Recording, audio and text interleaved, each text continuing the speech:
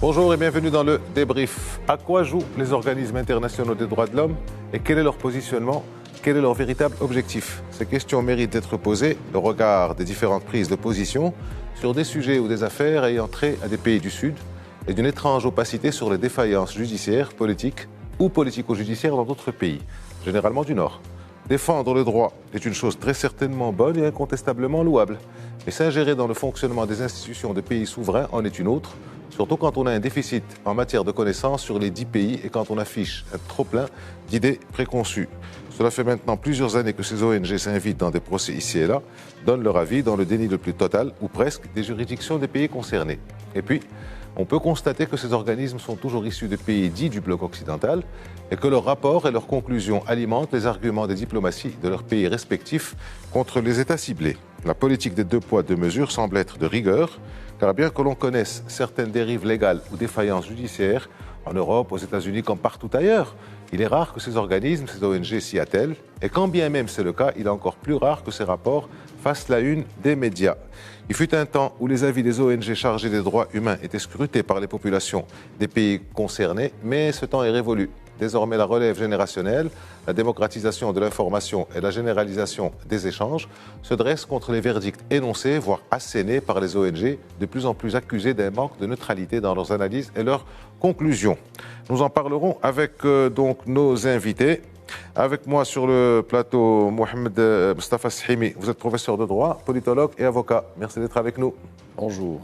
Et en direct de Paris par Skype, Monsieur Charles Saint-Pro, vous êtes directeur général de l'Observatoire des études géopolitiques, donc à Paris, à partir de Paris. Bonjour. Bonjour. Vous m'entendez bien? Bonjour.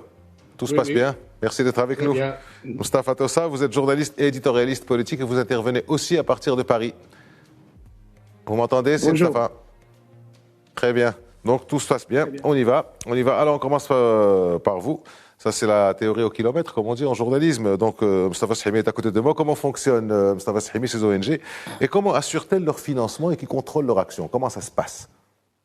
Comment elles fonctionnent dans des conditions qui ne sont pas transparentes, c'est-à-dire dans l'opacité. On n'a pas beaucoup de traçabilité quant aux flux financiers. Bien sûr, il y a des dons de personnes, il y a des aides d'État, etc. Mais il y a tout un montage financier sur lequel je vais revenir. Il y a un exemple. Amnesty International ne publie pas depuis 2014 ses états financiers. Il y a un problème quelque part. Bien. Comment ça fonctionne? Il y a essentiellement un modèle, me semble-t-il. C'est un modèle économique. C'est celui de multinationales qui sont dans ce périmètre particulier, donc de la prétendue défense des droits de l'homme et des libertés. C'est un modèle économique qui présente des particularités.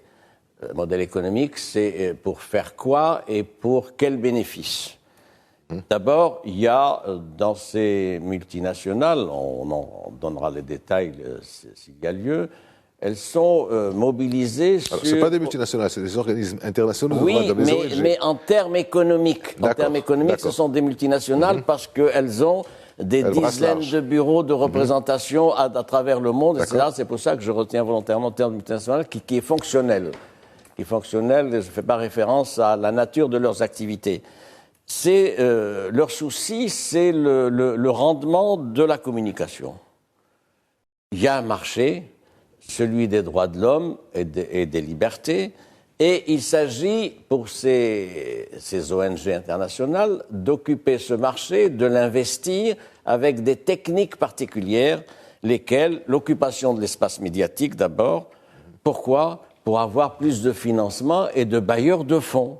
Si on ne dit pas ces choses-là, on ne peut pas comprendre bien. Amnesty International a un budget de 300 millions de dollars. C'est pas mince, bien. D'autres, c'est encore plus important. Et il y a donc là une politique qui est particulière, avec un fonctionnement particulier aussi, des salaires intéressants. Il y a une directrice générale d'Amnesty International qui est partie et qui s'est octroyée une indemnité de départ de 614 000 euros. Joli parachute. Avec des directeurs qui touchent 10 000 euros par mois, au moment où on demande à des militants de ces associations de vendre des bougies en ville, dans les quartiers, etc., pour 1 euro. Donc voilà le fonctionnement. Pour ce qui est du financement aussi, c'est opaque. Dernière observation aussi, c'est pour faire quoi? Le marché, je dis, c'est ce marché-là, il est orienté essentiellement vers quoi? Nous n'avons pas d'ONG du Sud tournée vers les problèmes d'atteinte aux droits de l'homme dans les pays occidentaux. C'est à sens unique. Et donc nous sommes soumis pratiquement à une sorte de tutorat de ces ONG. D'abord, ça c'est le principe. Deuxième principe, c'est un tutorat sélectif. C'est un tutorat sélectif géographiquement, politiquement, etc. Et peut-être qu'on aura l'occasion d'y revenir. Monsieur Saint-Pro, alors vous êtes à Paris, vous allez nous expliquer pourquoi ces ONG de droits humains confondent en général la liberté d'expression avec des faits qui sont réprimés par le droit commun. Ou alors est-ce qu'elles font ça uniquement sur des pays qui sont du Sud, comme disait tout à l'heure Mustafa Sahimi, on n'entend pas les mêmes choses se passer dans les pays du Nord. Comment vous expliquez qu'il y a cette confusion entre liberté d'expression et faits répréhensibles et réprimés par le droit commun, le droit pénal? Ces ONG se soucient de leurs clients et des gens qu'elles prétendent défendre comme d'une guigne. Elles ont un objectif purement idéologique, un objectif politique. Et c'est ça leur véritable objectif, c'est d'être politique. On le voit bien dans les affaires qui ont défrayé la chronique au Maroc récemment. Des gens qui sont accusés de viol. Le comble de l'infamie a été atteint par l'avocat d'un prévenu qui a affirmé que si Adam était homosexuel, il n'aurait pas considéré les actes. On va éviter de citer les noms, Monsieur Saint-Pro, s'il vous plaît. Non, mais je ne le cite les pas. affaires De son client. Non, oui, mais quand même. Même les parties civiles. Il faut le affaire traitée par la justice. Oui.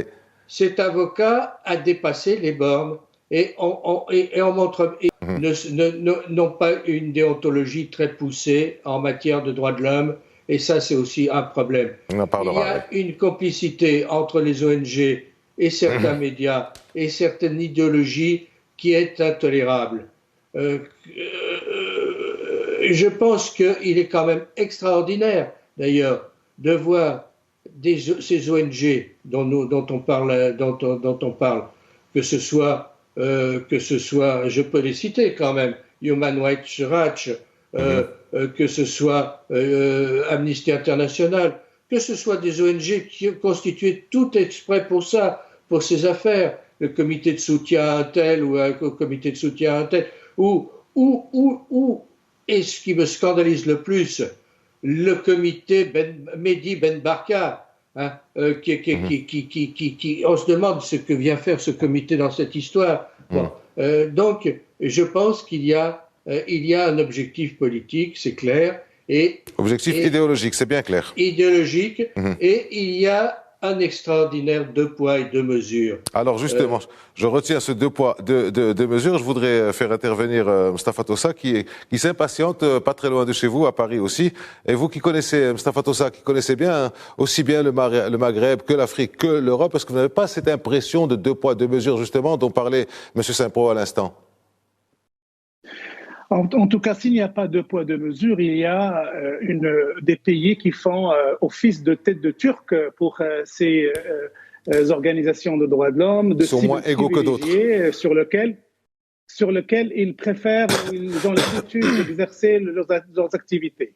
Donc, dans un certain nombre, si on peut faire un peu de la géographie politique, effectivement, le Maroc, depuis un certain temps, parce que c'est un pays ouvert, parce que c'est un pays qui laisse les organisations internationales de droits de l'homme s'activer, faire des investigations, écouter les partenaires et les protagonistes, il est souvent la cible de cette critique. Par contre, dans d'autres pays, nous ne parlons pas du Nord, parce que le Nord a un traitement particulier. Les pays européens, l'Amérique, ils ont un pays particulier. La tonalité des critiques de ces organisations internationales de droits de l'homme est inaudible et invisible. Parlons du Sud et parlons de la Méditerranée. Par exemple, dans les années Bouteflika en Algérie, des organisations de droits de l'homme, Amnesty International ou Human Rights Watch, étaient complètement mutiques. Ils faisaient des rapports complètement incolores, indolores, pour la simple raison que le pays était fermé et ne leur laissait aucune possibilité de s'activer et de s'exercer. Par contre, par rapport au Maroc, on les voit extrêmement... Dès qu'il y a le moindre fait divers, le moindre petit incident, ils le gonflent, ils lui donnent de l'importance, ils participent à une industrie de création de héros, de création de symboles, parce qu'ils savent que, comme l'a dit le professeur Sahimi tout à l'heure, le fond du commerce de ces organisations internationales, c'est les cas de droits de l'homme, et ils veulent en multiplier le maximum sur des pays sur lesquels ils peuvent taper et critiquer impunément pour justement rester dans la course, rester sur le marché des droits de l'homme et rester sur la photo internationale. Parce que ces organisations, ce qu'on oublie de dire, et le professeur Sahimi a fait allusion tout à l'heure, c'est sur le financement que tout se passe. Il faut qu'il y ait le maximum d'affaires, le maximum de bruit médiatique pour susciter le maximum de financement et être utile. Parce qu'on va arriver à un moment donné pour savoir quel agenda ces organisations sont-elles en train de servir, des agendas politiques, des agendas économiques, des agendas de modèles de société. Et donc, il faut absolument qu'il existe, et d'où le bruit et la fureur qu'on entend souvent sur un cas complètement anodin, mais qui est monté de toutes pièces par ces organisations internationales. Alors, Mustapha Sahimi, je vous voyais faire des gestes, vous voulez réagir à ce que disait Mustapha Tossa. Allez-y, je voudrais savoir, la question en fait c'est quoi, quelle est la valeur juridique de ces rapports qui sont élaborés et publiés par ces ONG. Mais vous répondrez après avoir réagi. Oui. C'est bien ce que vous vouliez. Mon collègue et ami Mustapha Tossa a tout à fait raison. Et si on veut affiner et présenter une typologie, même à grands traits, de l'action de ces ONG, je propose trois points. Il y a effectivement des pays ciblés. Il y a des pays ciblés, systématiquement ciblés, dont le Maroc. Alors pourquoi ? Parce que le Maroc a un statut, le Maroc a une histoire, le Maroc a un modèle de développement, le Maroc a une monarchie, il y a une construction démocratique qui est là, qui est saluée d'ailleurs à l'international. Donc le Maroc fait partie de ces pays qui résistent donc à toute une campagne et un argumentaire idéologique et politique. C'est pour ça qu'il y a cette focalisation sur le Maroc tout le temps. Il y a un blessé dans un carrefour par un policier, ça fait la une des mobilisations, etc. Alors que si ça arrive, c'est des cas isolés, et on ne peut pas dire que la pratique des droits de l'homme on reviendra justement Maroc, dans le courant de l'émission sur Deuxième type, il y a les pays où il y a un silence assourdissant qui est observé par ces ONG. Mustapha Tossa a donné à juste titre l'exemple de l'Algérie. Vous prenez tous les rapports de ces ONG que nous suivons, vous et moi, et Mustapha Tossa, depuis des années. Il y a quelques petites égratignures du régime Bouteflika et du régime des généraux aujourd'hui, etc. Pas plus. Savez-vous qu'en Algérie, aujourd'hui, il y a 70 journalistes en prison ? 70. Quelles sont les prises de position de Reporters sans frontières, d'Amnesty International, etc. Savez-vous qu'il y a des gens qui sont détenus en Algérie par décision administrative sans aucun jugement ? Troisième type d'intervention, c'est quand ces ONG, suivant des agendas et des objectifs particuliers, mènent une campagne systématique comme vecteur de déstabilisation de mouvements sociaux, pour activer des mouvements sociaux et les stimuler. Voilà un peu ce qu'on peut dire. Alors maintenant, sur votre question, j'y reviens. Vous savez, nous avons une grande capacité de gestion de ces documents, de ces ONG depuis des décennies. On n'est pas dupe, sauf qu'aujourd'hui, il y a des instances au Maroc. Il y a une nouvelle constitution qui, dans un bloc qui est dans le texte constitutionnel, où il y a une quarantaine d'articles sur le bloc démocratique et le bloc des libertés. Ça n'existe nulle part ailleurs dans aucune constitution. Deuxième point, il y a des instances qui fonctionnent. Il y a le Conseil national des droits de l'homme, avec des délégations régionales. Il y a 13 délégations régionales. Pour ce qui est de la question... pour la question qui revient souvent, la question de la cession des droits de l'homme dans nos provinces récupérées. Le Maroc pratique une politique transparente. Des experts sont venus sur place. Il y a deux antennes à Dakhla et à Laayoune, etc. Je réponds à votre question. Ça n'a aucune contrainte juridique, ça n'a aucune valeur juridique. C'est un discours idéologique politique de déstabilisation pour nourrir un climat et conduire les pays concernés, en particulier le Maroc, à prendre des mesures. Mais sur ce plan-là, c'est peine perdue. Alors on va retenir, parce que nous savons ce que nous faisons, ce que nous bâtissons, et c'est vraiment la tête haute que nous affrontons ces ONG. Alors donc il y a unanimité autour ou presque autour de l'idéologie finalement et du positionnement politique de ces organismes. Charles Simpro, alors on en a parlé, Amnesty, Freedom House, Human Rights Watch, Reporters sans frontières. Est-ce qu'il n'est pas étrange, justement, je voudrais vous faire réagir sur ce qui a été dit, sur le fait qu'il y a des pays qui sont ciblés, et on a l'impression parfois que ces organismes sont le bras séculier des États. Pour les pays du Sud, encore une fois, qui vont déplaire, ou qui ont une ambition, ou qui ont une vision, ou n'importe quoi, que ce soit le Maroc ou autre, on tombe dessus à bras raccourcis. Pour d'autres, on dit rien. Est-ce que vous n'avez pas cette impression aussi? Oui, bien sûr. Bien sûr qu'un certain nombre de pays sont plus visés que d'autres.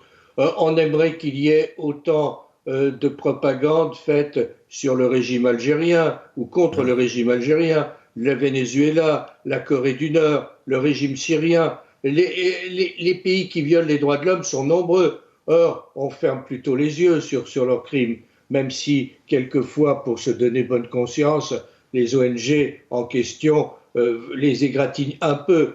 La plupart de ces ONG ont un agenda politique. Elles sont très douteuses. Elles sont au service de la subversion gauchiste ou communiste. Pour faire court et pour reprendre un peu ce qui a été dit avant, est-ce qu'il n'y a pas une collusion entre ces ONG et une partie des médias, voire même une partie du grand capital? Quand on voit certaines broncas ou certaines campagnes qui sont menées d'une certaine manière dans un certain nombre de supports qui sont toujours les mêmes, que ce soit en Espagne, en France, au Royaume-Uni ou ailleurs, est-ce qu'on peut pas dire qu'il y ait une collusion là-dessus et qu'il y ait de l'argent derrière, encore une fois, parce que 300 millions de dollars dont parlait Mustafa Sahimi, il faut les sortir pour Amnesty. Oui, c'est vrai. Moi, je ne limiterai pas les effets de ces organisations internationales à une vision de gauchiste ou de communiste ou de subversif ou de minorité subversive qui essaierait d'imposer un agenda. Ça, peut-être c'est une vision qui était vraie et qui était adaptée dans les années 90, dans le siècle dernier. Aujourd'hui, on a l'impression, avec les réseaux sociaux, avec le développement des modèles de communication, avec le nouvel usage de ces organisations de défense des droits de l'homme multinationales, comme les avait décrit le professeur Sahimi, et multidimensionnelles, moi j'ai l'impression et j'ai la sensation que ces organisations sont beaucoup plus liées à des services d'État, à des intérêts supérieurs d'État, plutôt qu'à des organisations subversives, minoritaires, ou des personnalités de gauche. Et j'en veux pour preuve que quand on veut soumettre un pays, quand on veut l'obliger à prendre telle décision, quand on veut limiter son épanouissement, son aire d'influence, eh ben, on sort la carte des organisations de défense des droits de l'homme et on les utilise. Et moi, je suis, sans tomber dans la culture du complot, sans tomber dans le côté diabolique de la manipulation politique et machiavélique, je suis convaincu que ces organisations ne parlent pas dans le vide et ne parlent pas sans consigne. Leur action et leur mobilisation font partie d'un schéma politique bien étudié et qui répond à des besoins de l'instant. Et j'en veux pour preuve que le Maroc est souvent la cible de ces organisations parce que le Maroc est un pays qui essaie de se libérer de cette influence, entre guillemets, occidentale, qui essaie de jouer un rôle régional, qui essaie d'avoir son propre modèle de développement économique, politique et sociétal. Et donc, cette réalité ne plaît pas à tout le monde, ne plaît pas à tous les cercles politiques, ne plaît pas à tous les cercles capitalistiques.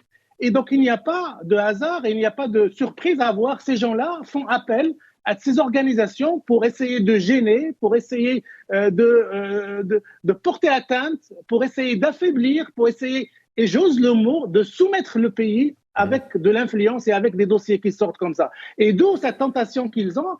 Quand on a un petit fait divers, un petit cas de rien du tout, qui aurait pu passer inaperçu dans d'autres pays, eh bien, sous la loupe de ces organisations internationales, et parce que c'est le Maroc, ça devient un événement mondial et ça devient quelque chose d'extrêmement important. Donc moi, je mettrai un lien, j'établirai un lien entre l'activisme de ces organisations, les choix éditoriaux, entre guillemets, de ces organisations, et un certain nombre de milieux politiques européens que ça dérange énormément de voir un pays de la rive sud de la Méditerranée prendre son destin en main, devenir un acteur majeur de la région et essayer d'avoir peut-être des marchés, d'avoir une influence, d'avoir un leadership qui gêne et dont il faut arrêter l'influence. Donc moi, sans tomber dans la culture du complot, je serais plus tenté à croire cette hypothèse-là en 2022, qui était différente des années 90 et des années 80. D'accord. Donc finalement, c'est, si je peux me permettre l'expression, c'est faire du neuf avec du vieux ou faire de l'actuel avec du vieux. C'est les anciennes méthodes qu'on essaie. En fait, il y a une mauvaise lecture des nouvelles réalités. Moustapha Sahimi, vous vouliez réagir? Oui. L'ONG a des mouvances gauchistes et communistes. Ça me paraît un peu court. Parce qu'il y a un certain nombre d'ONG qui relèvent de relations particulières avec des États, avec le mouvement les démocrates américains, avec des mouvements des partis politiques en Norvège, en Suède, en Angleterre, etc. Donc il faut une approche un peu plus complexe des choses. Autre point aussi, derrière ces ONG, il y a un grand Manitou. Il faut le dire une fois au moins, c'est George Soros. George Soros a financé pour 100 000, pour exactement, j'ai le chiffre, 100 millions de dollars, Amnesty International. Le Hongrois présenté comme philanthrope. Oui, tout à fait. Ouais, et il a également financé Human Rights Watch. Et je peux vous donner, si j'avais le temps, une dizaine d'associations où il y a la main de George Soros. Comment il le fait? Il le fait pas directement. Il le fait à travers une association qui s'appelle Open Society Foundation. Et oui, qui est là et donc qui se présente comme une association de charité. Alors, la légitimité politique. La légitimité, il n'y a pas de légitimité. Il faut le dire tout net. Il fut un temps, dans les années 70, 80, quand Amnesty disait quelque chose, c'était il y avait un communiqué de Reporters sans frontières, évidemment, ça nous posait problème, ou d'Amnesty, etc. En 2022,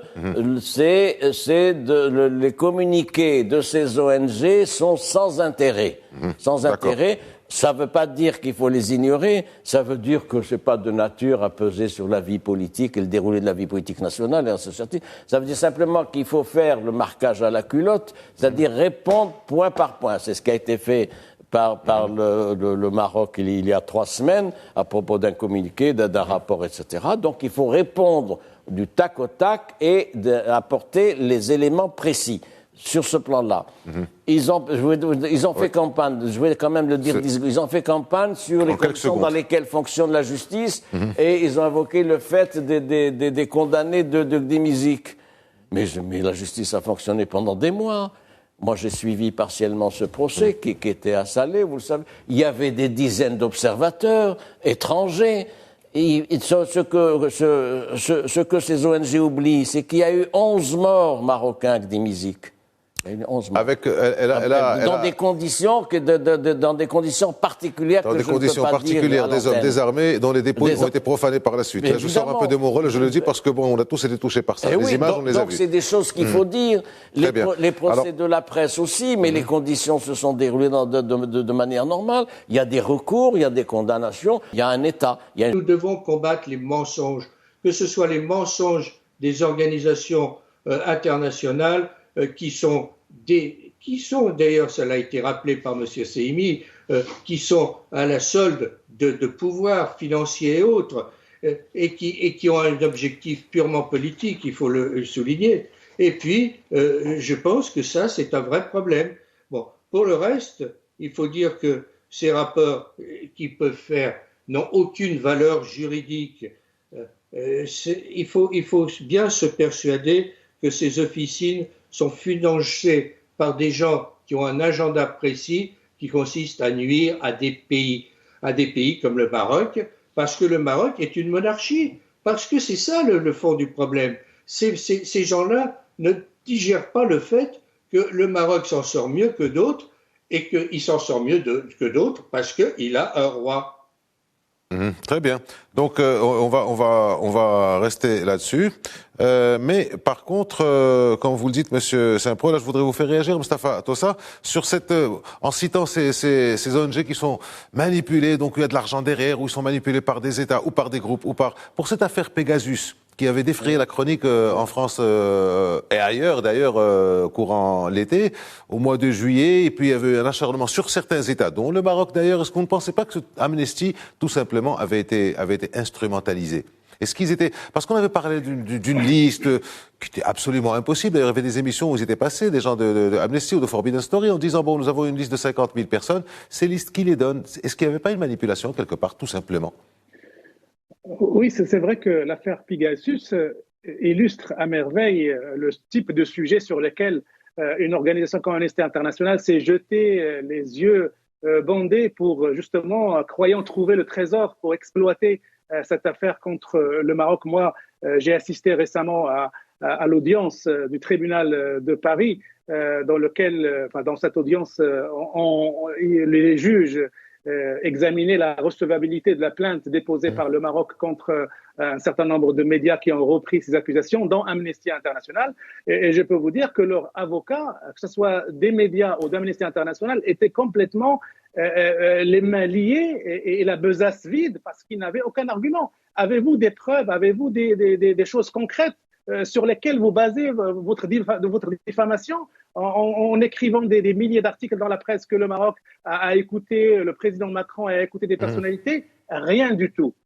Donc si demain le tribunal juge irrecevable la plainte du Maroc, c'est pas parce que le dossier est plein, c'est parce que c'est une question de droit et de loi française. Mais le dossier est vide. Donc pour revenir à Amnesty International, évidemment, quand la question a été posée à son avocat, il y avait une gêne énorme parce qu'il n'y a rien dans le dossier, il n'y a que l'accusation, il n'y a que l'instrumentalisation, il n'y a que la conviction qu'on a trouvé quelque chose à travers lequel on va exercer de la pression. On va faire de beaux articles dans la presse et on va montrer un Maroc sous son côté diabolique et machiavélique, celui qui est capable d'écouter et d'espionner. Qui arrange tout le monde. Il n'y avait rien. Donc, effectivement, Amnesty International va perdre des plumes dans cette affaire parce que, au bout de la logique, ce dossier est vide. Il est basé uniquement sur une volonté d'accuser le Maroc à un moment clé de la relation entre le Maroc et l'Europe. Parce qu'il ne faut pas oublier que cette affaire Pegasus avait éclaté, avait explosé, parce qu'il y avait une relation difficile, un bras de fer politique, géopolitique, entre le Maroc, l'Espagne, la France et l'Allemagne. Et ça, il y avait toute une tension entre ces trois capitales. Le Maroc défendait son unité territoriale, le Maroc revendiquait ouvertement la marocanité de son Sahara, et certaines capitales européennes hésitaient après la reconnaissance américaine. Donc, après cette affaire, après cette tension, il y a eu l'affaire Pegasus, et on voit bien que ça a été volontairement instrumentalisé pour essayer de fermer le claquet, entre guillemets, permettez-moi cette expression un peu cavalière, au Maroc et le soumettre à leur pression. Et heureusement que le Maroc s'est défendu et continue de se défendre en disant que c'est un dossier vide, c'est une accusation vide, qu'il n'a jamais espionné personne et que tout ce qu'il fait, il le fait dans la légalité nationale et internationale. Ça, c'était vraiment le dossier type d'une organisation internationale qui veut l'exploiter contre un pays particulier. Alors, Moustapha Shimi, vous en parlez tout à l'heure, je vous ai dit, je vous avais promis, chose promise, chose due, qu'on allait y revenir. Il existe dans le monde des organismes et des instances de contrôle des droits humains, de contrôle du respect des droits humains. Il y a plusieurs déclinaisons. Et au Sahara, sur les dernières résolutions sur le Sahara, il y a un satisfecit qui est apporté depuis plusieurs années déjà aux délégations du CNDH à Laayoune et à Dakhla. En même temps que les hauts représentants de l'ONU pour toutes les affaires de droits humains ou de torture ou de mauvais traitements ont donné des satisfecit au Maroc. Alors comment on peut expliquer que les ONG, donc qui n'ont ni valeur juridique dans ce qu'elles font, ni valeur politique, puissent aller à l'encontre de ces organismes internationaux? Je voudrais préciser qu'il y a le travail qui est fait par les instances dédiées en matière de droits de l'homme, CNDH et ses deux antennes, notamment Dakhla et Laayoune, vous le savez, mais il y a aussi le travail qui est fait en interaction avec les organismes spécialisés, notamment le Conseil des droits de l'homme de Genève, qui a effectué des missions. Tout à fait. Et qui a fait un rapport. Je vous signale au passage que le Maroc a été réélu membre de ce Conseil des droits de l'homme. C'est un deuxième mandat. Donc il y a de quoi quand même relever un certain nombre de choses. Autre observation, ce que je souhaite personnellement, c'est qu'on porte le débat chez eux. C'est-à-dire que nos ONG militantes qui font du travail intéressant avec toutes les déclinaisons politiques ou idéologiques que vous connaissez, mais ça c'est la richesse du Maroc, etc., s'organisent sous une forme ou sous une autre pour porter le débat des droits de l'homme en Europe, par exemple. Sur quoi? Sur la situation des migrants, sur le respect des droits des migrants, sur les problèmes de l'islam et de la laïcité, sur les campagnes qui sont menées nourries à propos de l'islamophobie. Nous avons de la matière, nous avons une grande matière pour porter des coups, pour dire vous ne respectez pas vos propres principes fondamentaux qui sont dans la Constitution et dans le capital politique idéologique de ces pays-là. Et voilà comment les migrants sont traités. Et quand on parlera de nos migrants, on parlera en même temps de la situation de toutes les communautés immigrées. C'est-à-dire nous serons en avance, nous serons en situation d'avant-garde. Deuxième observation liée à celle-ci, au niveau de l'Afrique. Il faut bien que l'Afrique réagisse au lieu d'être là et d'encaisser les coups et de subir les campagnes des uns et des autres sur la situation des droits. Bien sûr que les pays africains, c'est pas les pays nordiques, c'est pas le Danemark, c'est pas la Suède. Bien sûr qu'il y a des problèmes, mais en même temps il y a des choses qui sont faites, il y a des mobilisations populaires, des dynamiques sociales.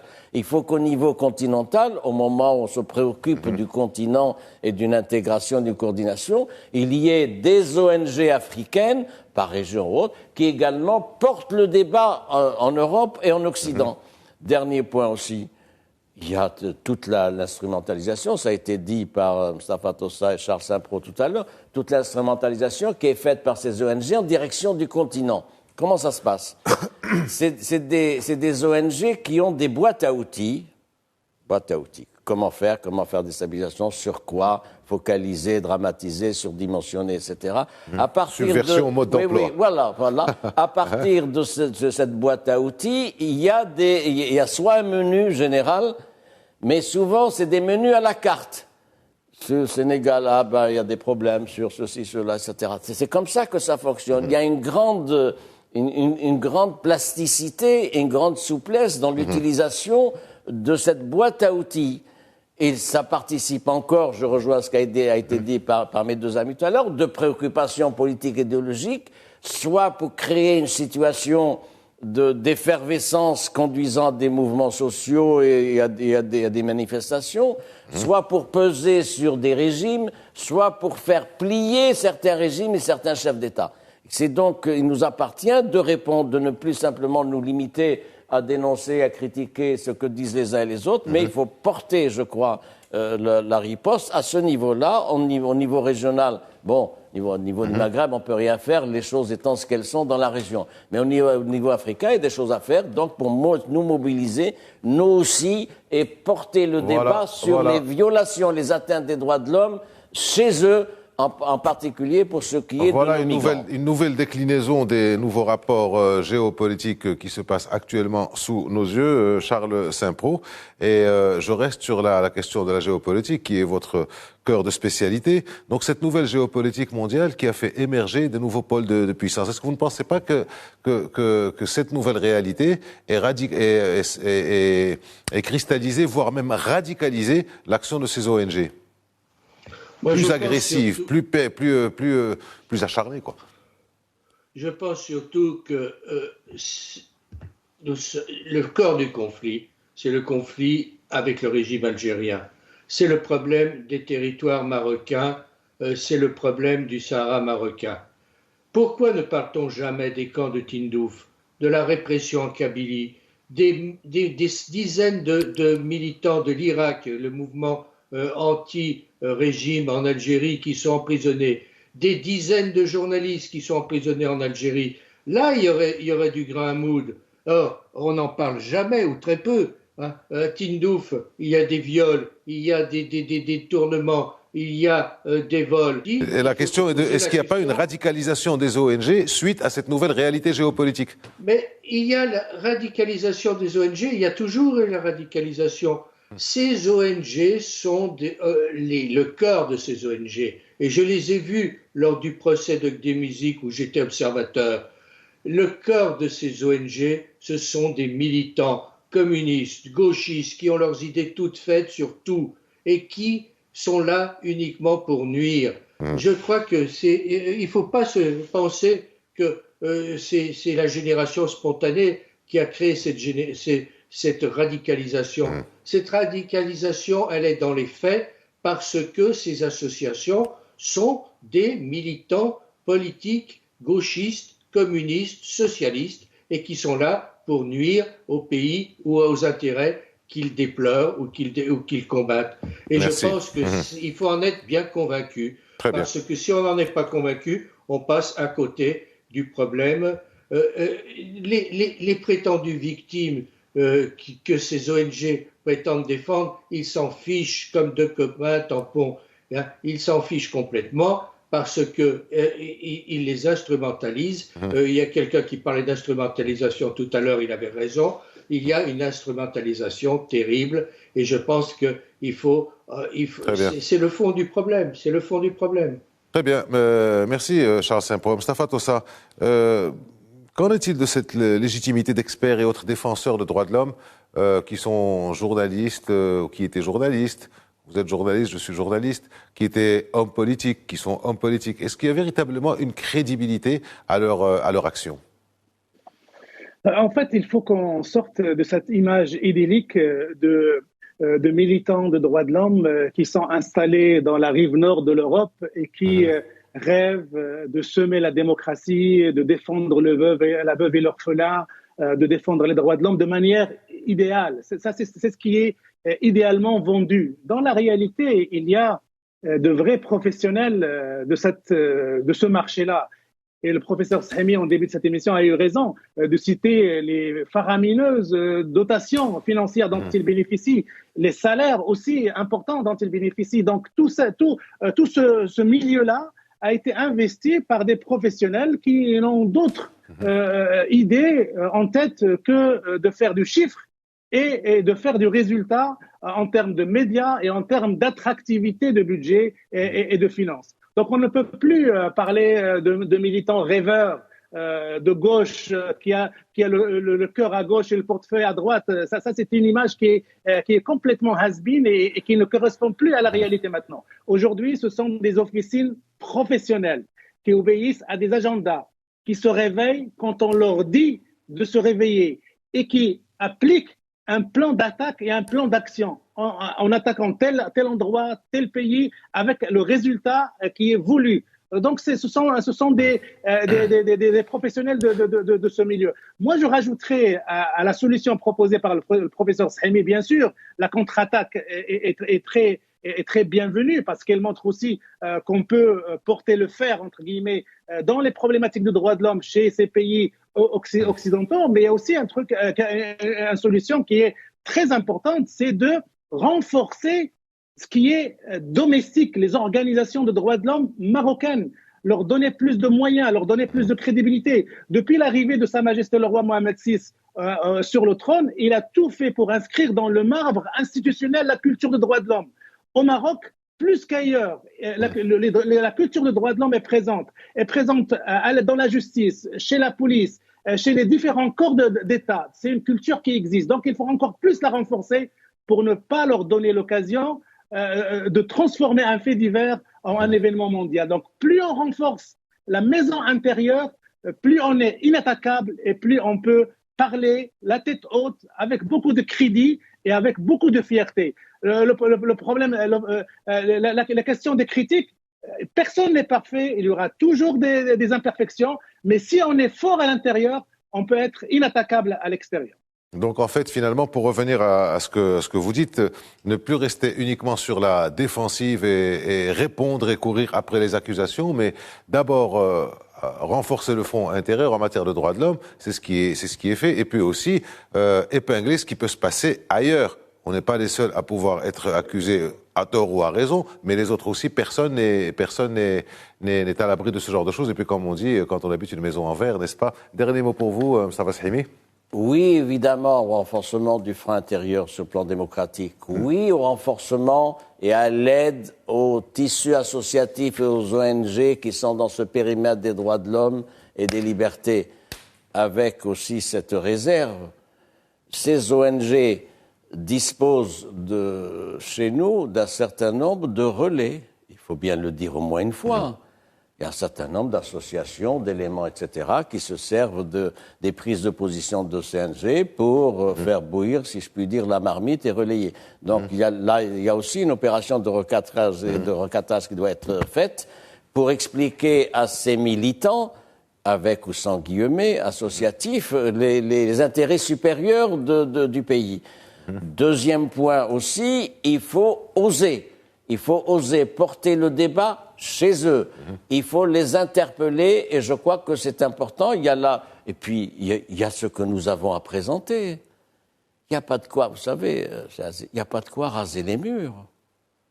Il y a un bilan. Tout à fait. Il y a un bilan, il y a des institutions, il y a une construction démocratique qui est en marche, évidemment. Il y a les témoignages de l'ONU. C'est pas linéaire. Au niveau du Conseil de sécurité. C'est pas linéaire avec des avancées, des reculs, parfois de la confusion, etc. Mais il y a une dynamique fondamentale, le Maroc 2022. C'est ça que nous devons mettre en relief en mobilisant notre communication institutionnelle, partisane, parlementaire et autres, et en montrant ce que nous sommes, ce que nous voulons, sans aucun complexe vis-à-vis de ces ONG. Merci Mostafa Shahimi, Charles Saint-Pro, Mostafa Tossa avec nous à partir de Paris. Merci d'avoir répondu à notre invitation. Merci à vous de nous avoir suivis. À la semaine prochaine.